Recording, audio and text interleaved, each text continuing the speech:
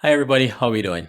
Normally I would just do a Facebook post to say Happy New Year. Hope everyone had a decent year and wishing you all the best for 2021 and what's not.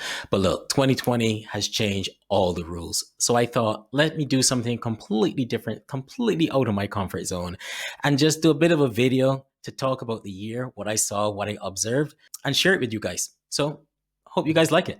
Let's go. If anyone had told me in 2020 Chris Gill would become the first batsman in T20 to hit 1,000 sixes, I would have gone, yeah, I could see that. Or even if you tell me that Liat was going to shut down, reopen, shut down, and reopen again, yeah, that was kind of on the cards for quite some time.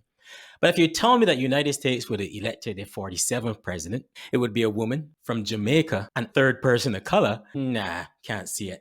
And if you tell me at all, I'll be watching this guy with my wife while she actually tries to convince me that she's only watching it for the plot, you lie. 2020 was about one thing: coronavirus and COVID 19. And due to that, one word in the dictionary made a comeback. Pandemic. Pandemic. Pandemic. Pandemic. Pandemic. Pandemic. That's right.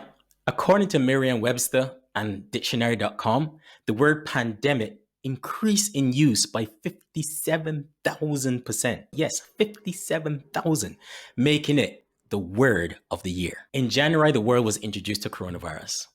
And by April, May, most of the cities in the Caribbean and cities across the world were absolute ghost towns as countries just raced to lockdown in order to stop the spread. With nearly 2 million dead and 58 million people infected across the world, coronavirus is the absolute most deadliest thing that the world has dealt with in over 100 years. Our fragile economies, tourism dependent as they are going to be completely decimated, and 2021 is going to be extremely hard. That said, though, we can actually be comforted with the fact that, for the most part, our leaders in the region did a fantastic job, at least from a disease perspective and stopping the spread.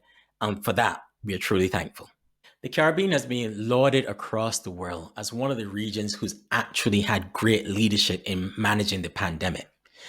So you would expect, right, that given that we would batten down the hatches, stop people from coming in from high risk areas, and create our own bubble and allow our economies to flourish internally, right? You would expect that, right? No. Fact is, on that one, we were a little bit slow. We could have actually just closed our borders, open up our region to intra-regional travel, get rid of those silly taxes that hamper intra-regional travel, and just allow our internal economies to grow. But did we do that? No, we did not. And this come against the backdrop of the Tangerine guy up north actually stopping some equipment from coming into the Caribbean. So I think that this was the time for us to say, hang on, we got to fend for ourselves and we got to do this internally. But no, for some reason, we assume that a US dollar spent by a European or spent by a US person is actually worth more than a US dollar spent from someone within the region. I hope we learn from this. That said, there's now a vaccine, or two vaccines rather, as of the recording of this. We got AstraZeneca, Oxford in the UK, and then we also got Pfizer and BioNTech in the US and Germany. So let's hope that in 2021, we can start living again as we work with PAHO and the United Nations to ensure that our people get the vaccine. And let's hope the great leadership that was shown in actually stopping the spread is shown in getting the vaccine out and ensuring that we all remain safe. Speaking of leadership, in 2020, one Caribbean leader shone bright like a diamond. Mia Mottley. Prime Minister Mia Mottley. Prime Minister of Barbados and the current chair of the Conference of Heads of Government of the Caribbean Community, CARICOM. Prime Minister Mottley, good morning and welcome. It is indeed a pleasure to have you inside the ladies' room. I also spoke to the Prime Minister of Barbados and the current chair of the Caribbean countries about the challenges faced by small island developing states. And I would like to use this opportunity to appreciate the strong leadership by the Prime Minister of Barbados steering the response in the Caribbean. Yes, Barbados Prime Minister Mia Mottley was everywhere this year. Whether at the UN talking about climate change and its impact on small islands, whether it's talking again and speaking to everyone who would listen about the fact that Caribbean governments need access and simple access and easy access to funding as well, especially during this time for their redevelopment after the COVID-19 pandemic. whether it be speaking up for the Caribbean regarding reparations, whether it be giving BBC journalists who ask stupid questions bloody noses, or whether it be talking to little known English footballers. Mia Motley was pretty much everywhere this year. She reminded me of Sports Billy. You know Sports Billy back in the day, who no matter the situation, always pulled out his bag and his bag always had something for the situation? Well, Mia Motley was like that. It was almost as if no matter what was going on, she'd just go for her bag and out pop a TV crew with broadband connection, and she was out. It was like everywhere you saw Mia Motley. That said, though, it was great to see. And I think it showed what people are really looking for across the region. I think people are tired of leaders simply talking at them, and they want leaders who can talk to them and talk with them. You can talk about whether some of the events that she was at, she needed to be at, but the fact is, people liked it. People responded to it. I mean, right across the region, people responded to everything that she did. That's because people wanted to see leadership. They want to see it in action. And I think Mia Motley provided that. That said, though, in Barbados, it was a pretty low bar for Mia Motley. I mean, if you remember the previous guy, he used to say anything about anything. Matter of fact, he reminded me of when you had a baby, a toddler, and you're trying to feed them green peas, you know? They just won't have it. Come on, friendo, say something, say something, say something. No. That's how low the bar was in Barbados. For the rest of the region, Mia Motley's ability to connect with people, to actually break down complex subject matter to a level that people could understand and actually draw them in, and to let them know that she is there with them, fighting for them, was unparalleled in the region.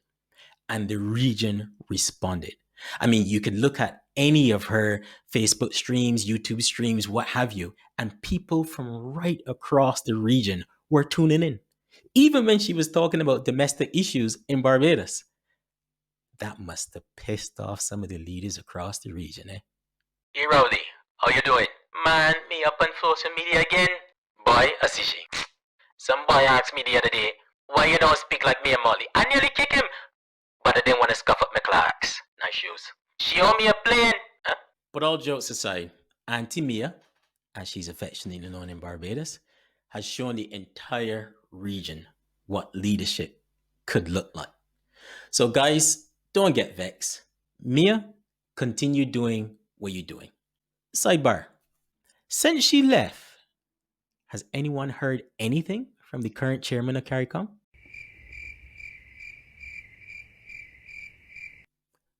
Why does CARICOM change its chairman every 6 months? Is that still necessary? Is that still needed? Guys, take a look at it and do something about that, because quite frankly, it's silly. So what's happened in 2020? Okay, there is Liat. Liat came, it went, it came, it went. I mean, for years, everyone knows what was going on at Liat. It was never really run properly. But also we know that it was actually Caribbean governments who were hampering Liat as well with some crazy taxes that they weren't actually charging other people outside the regions. That said, it seems like Barbados and St. Vincent, the two other major shareholders along with Antigua, decided, look, let's pull the plug on this thing. No vaccinating and save it. And so then began a war of words between Antiguan Prime Minister Gaston Brown and Barbados Prime Minister Mia Motley. And let me tell you, at times it was ugly. At times it was actually quite laughable too. But to be honest with you, what do you expect? Because when you look at Gaston Brown, you know, you can see he goes from one extreme to the other. So clearly he's got a broad philosophical perspective. So 1 minute it was laughing, next minute it was like, I think we can have a war. In any case, Liat is up and running again. And the region needs Liat. We need to be able to move around the region freely and easily. And as I said before, the taxes that were always imposed on Liat were not imposed on other people. So Caribbean governments, get your act together, remove the stupid taxes off Liat and any interregional airline for that matter, and let's get moving around. Let's start valuing ourselves. Let 2021 be the year that we actually value ourselves, value what we have, value ourselves as tourists, value each other's spending power, and look to see how we can benefit from each other and work together. It might sound a little bit cliche, but we're stronger together than we are apart. So let's get that working. In St. Lucia, for a brief period, COVID was secondary, as one classic song made a comeback.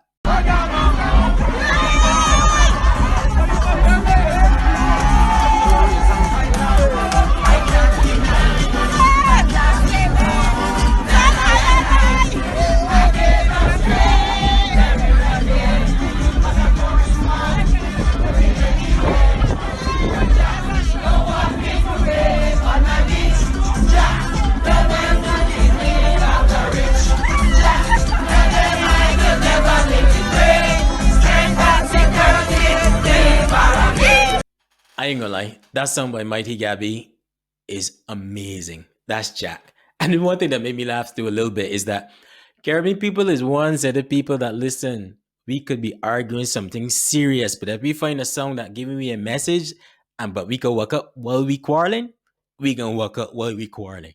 But while that song is a classic and it's great to see it always coming back all the time, it's also a bit annoying that the message of that song still rings true right across the region. I mean, across the region, we're seeing foreign companies coming and building on our beaches and stopping our access and what's not. And it just pains me that in 2020 and going forward, that is still an issue. It shouldn't be. Let's be honest. It should not be an issue. And this isn't only happening in St. Lucia. And in St. Lucia, they were protesting Cabot, a Canadian company looking to build on lands, not just that were going to prevent them from going to the beach, but also historically important lands as well. I think there were some burial sites, ancient burial sites and what's not on that land. But yet that company was still being allowed to build there. Shouldn't be allowed. But it's not just St. Lucia. In Barbados, we see it as well with the new Hyatt development. In Antigua with the Yida project. Everywhere we go across the region, our beaches are being taken away by foreign companies that, let's be honest, they don't care about us. Earlier, I talked about me and Montley speaking about climate change and what's not at the UN. But the fact is, how can we speak about climate change and its impact on small islands, and then the very natural barriers that would help us in the event of climate change happening, we decide to develop and give away to foreign companies? Makes absolutely no sense. Should not be allowed. Now, while the rest of the region was busy, dealing with lockdowns, looking at Liat, and trying to create bubbles as if they're chewing a Joe chewing gum, Guyana was busy welcoming some of the world's dignitaries, from Pompeo to Arab sheiks. You see, in case we forgot, Guyana is about to become one of the richest countries in the world. And I'm not sure the region is paying attention to what's happening down there. But just now, Guyana going to be looking at the rest of the Caribbean like, how you like me now? Guyana, I want to say this. Please do not mess this up. The region needs a strong, vibrant, and a successful Guyana.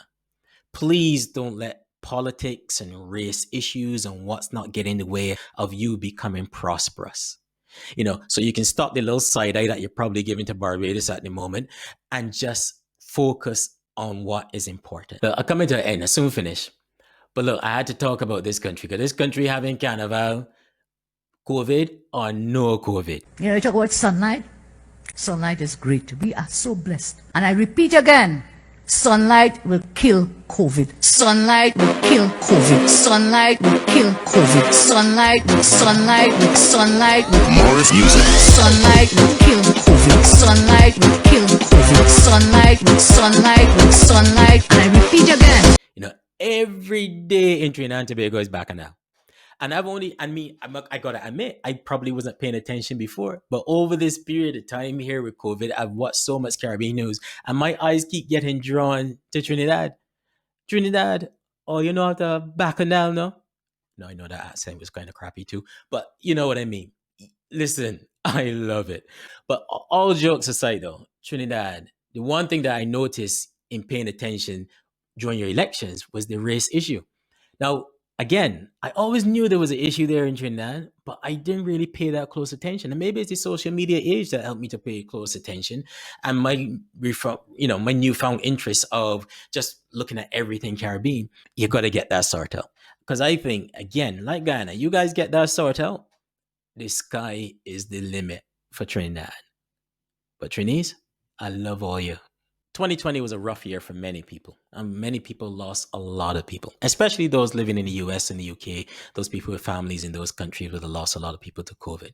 We also lost quite a few stalwarts as well, whether it be Sprangalang or Toots in Jamaica, King Swallow in Antigua, cricketing greats at Everton Weeks out of Barbados. We lost a good few people this year, and condolences to everybody. But I said it before, and I'll say it again. We are stronger together than we are apart. And I hope above all things, in 2020, we've come to realize that we need one another. We need one another if we're to survive. We saw what happened in the US with their elections in 2016. If that kind of nationalism happens across the world, then there's a huge potential that we could be left out in the cold or trying to figure out who our allies are. But our allies are our neighbors. And I really think we need to look within the Caribbean and forge a greater union within the Caribbean so that we can withstand such issues together. Put aside the egos, put aside the petty jealousies, put aside all the different prejudices that we have on one another, and let's just be one Caribbean. It is possible. In 2020, I've learned so much about the region, and mainly because I actually took the time. I took the initiative, I leaned forward about learning and understanding my cousins across the region, whether it be the activism that happens in St. Lucia and Antigua, the foods in Panama and Belize, the awesome creativity that comes out of Trinidad.